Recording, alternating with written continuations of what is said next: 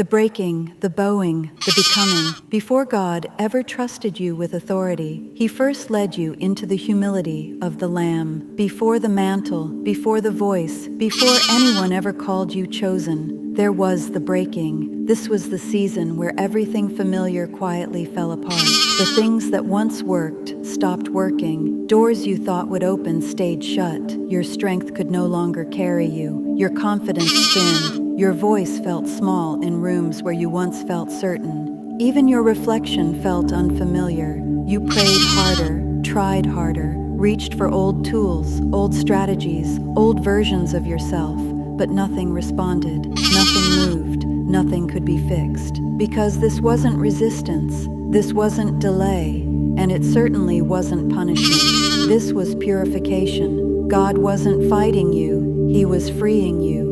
So He gently dismantled everything you built without Him. He led you into quiet places where applause could not follow, into hidden seasons where no one noticed your obedience, into stretches of silence where heaven felt far and faith was the only light you had left. He allowed you to be overlooked, misunderstood, undervalued, forgotten in rooms you once thought you belonged in, not to harm you, but to hollow you. Because a vessel cannot be filled until it is first emptied. He stripped away the old mindsets, the survival habits, the subtle pride, the need to prove, the need to be seen, the need to defend yourself, one layer at a time, until all that remained was surrender.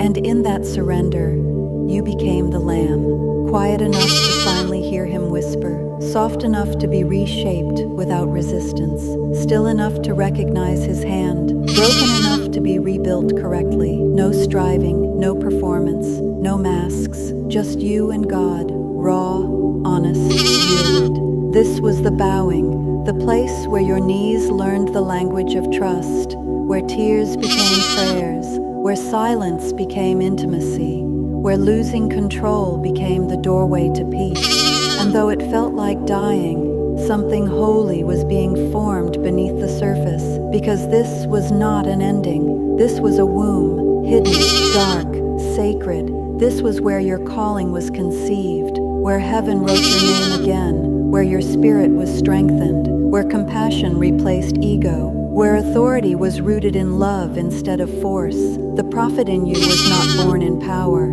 It was born in surrender, not in platforms, but in prayer, not in recognition, but in refinement, not in noise, but in the secret place with God. Because true authority is not loud, it is anchored, it is gentle, it carries weight without trying. And when you finally rise from this season, you will not rise hardened. You will rise holy, soft but unshakable, humble but fearless, hidden yet deeply known by heaven. First the breaking, then the bowing, and only then the becoming.